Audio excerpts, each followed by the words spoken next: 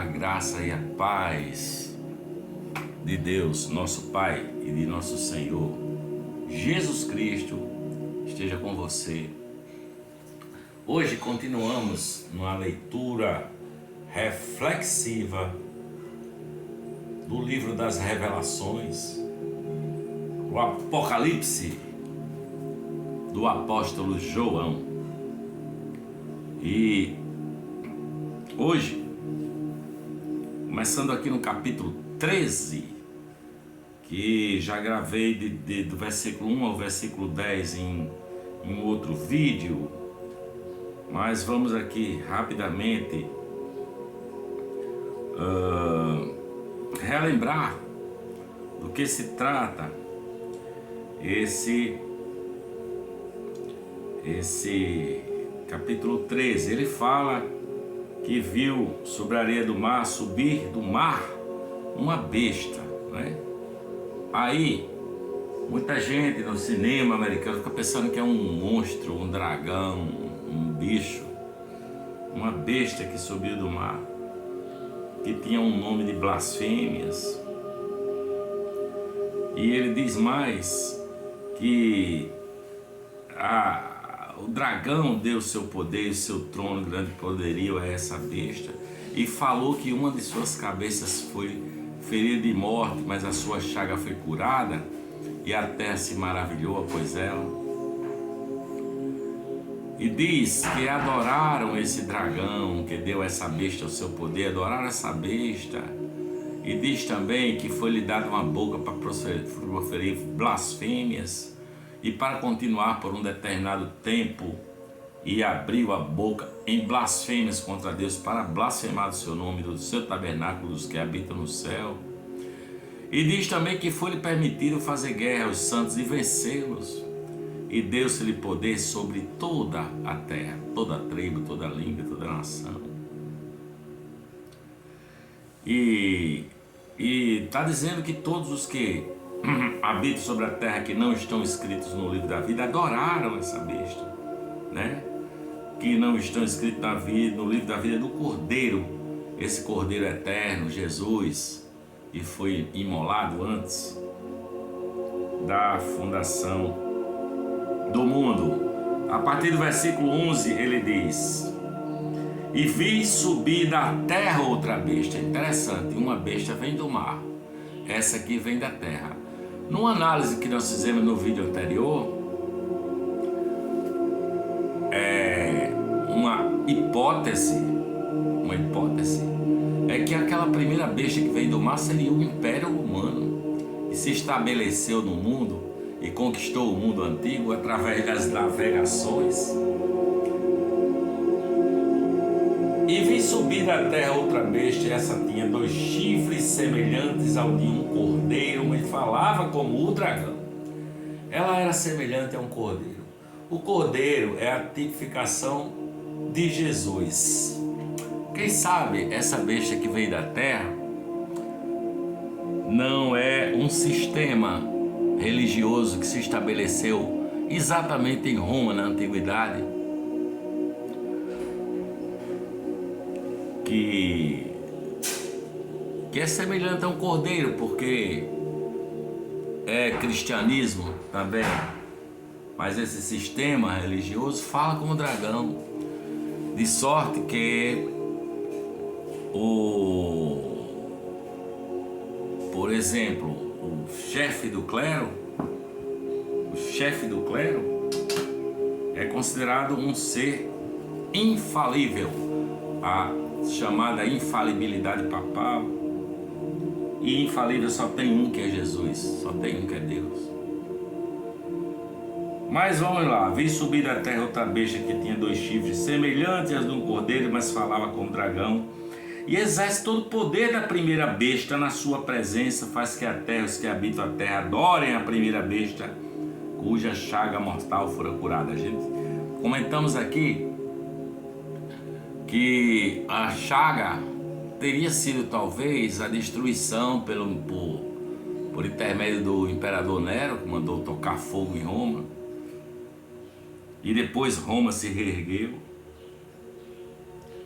e depois Roma agregou-se através de Constantino, o imperador Constantino, que viu que precisava agregar ao poder político o poder religioso e se agregou ao cristianismo.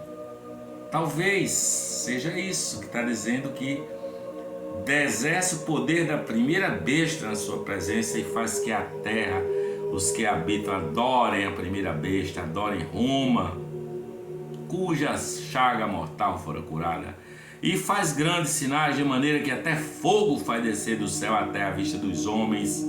Talvez uma simbologia do fogo que Nero mandou tocar, né, em Roma.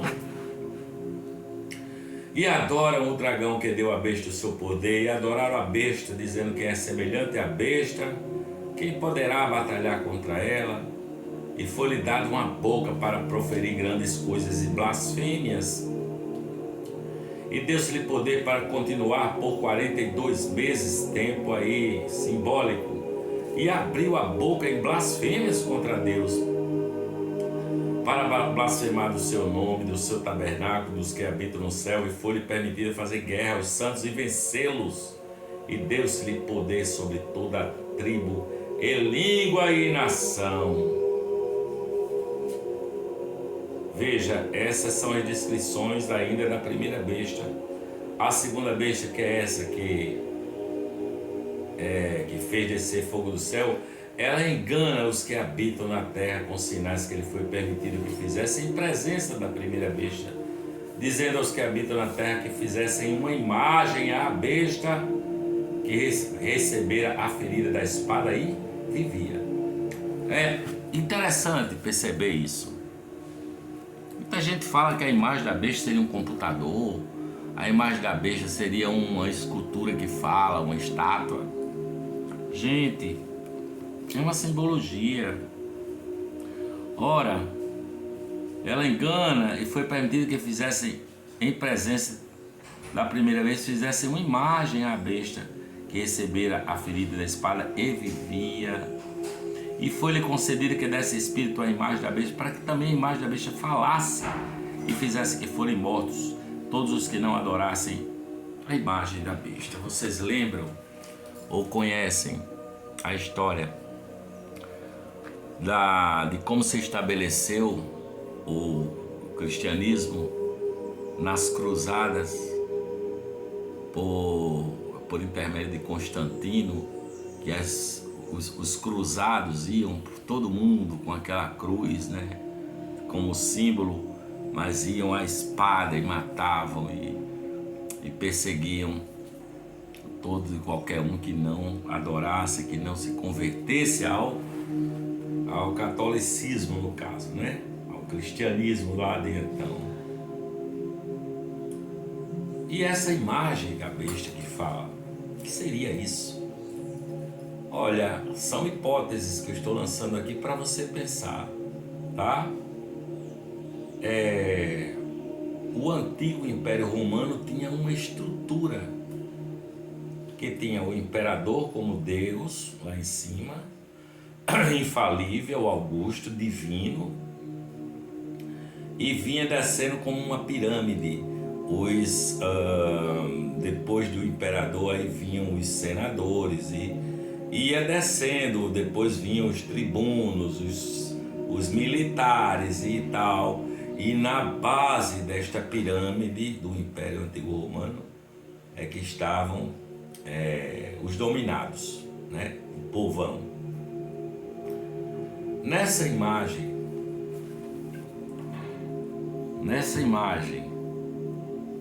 que fala, não é? Que fala, e ele diz aqui, ó, e fizesse que fossem mortos os que não adorassem a primeira besta, e faz que a todos pequenos, grandes, ricos e pobres, livres e servos, seja posto um sinal na mão direita ou na testa, para que ninguém possa comprar ou vender, senão aquele que tiver o sinal, o nome da besta, o número do seu nome. Aqui há sabedoria, aquele que tem entendimento, calcule o número da besta, porque é número de homem. e o seu número é 666. Número de homem. Antigamente, a maioria dos alfabetos eles tinham, não é? As letras dos alfabetos tinham um valor numérico. E aí se podia calcular, né, pelo número do homem, poderia se somar pelas letras do nome de um homem, e daria um número, né? Daria um número. Nero, por exemplo, era somado os valores atribuídos ao nome Nero, dava 666. Mas não é Nero só, né? Se você pegar na história da humanidade, tem uma série de sistemas que, somados os seus valores das letras, dá 666, né? Lateinos, por exemplo, era o nome lá para latino, nome romano, né? Para latino, lateinos, somando os números, não é? O L, por exemplo, vale 500, né? Os que têm valor numérico, somando dá 666, né? Título dado ao Papa, Dux Cleri, chefe do clero, somando os valores dá 666. Vicarius Filius Dei é outro título atribuído ao Sumo Pontífice e significa o representante de Deus na Terra. Se você somar em algarismo romano, né, aonde o V vale 5, tá certo?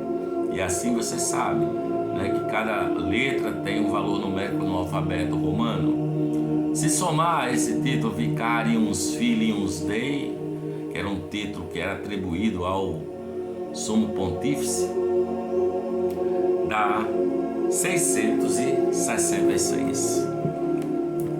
Vamos continuar então no capítulo 14. E olhei, e eis que estava o Cordeiro sobre o Monte Sião, o Cordeiro eterno, Cordeiro que pagou o preço antes da fundação do mundo, Jesus de Nazaré, o Cordeiro, e com ele 144.000 que em sua testa tinham escrito o nome dele e de seu pai, significando não um nome escrito, mas uma mente aonde assimilou essa verdade do coração, do amor de Deus, do amor do Filho e da presença do Espírito Santo. E eu vi uma voz do céu, como voz de muitas águas e como a voz de um grande trovão, e uma voz de arpista que tocavam a sua harpa e cantavam com um cântico novo diante do trono e diante dos 4 animais e dos anciãos, e ninguém podia aprender aquele cântico senão os 144.000 que foram comprados da terra. Estes são os que não estão contaminados com mulheres, sexualmente falando, que são virgens. Estes são os que seguem o Cordeiro para onde quer que vai. Estes são os que dentre os homens foram comprados como primícias para Deus e para o Cordeiro. E na sua boca não se achou engano, porque são irrepreensíveis diante do trono de Deus. E vi outro anjo voar pelo meio do céu e tinha o evangelho eterno para o proclamar aos que habitam sobre a terra, e toda nação, e tribo, e língua, e povo, dizendo com grande voz: temei a Deus e dá-lhe glória, porque é a hora do seu juízo, e adorai aquele que fez o céu, a terra e o mar e as fontes das águas. E outro anjo seguiu dizendo: caiu Babilônia, aquela grande cidade que a todas as nações deu a beber do vinho da ira da sua prostituição.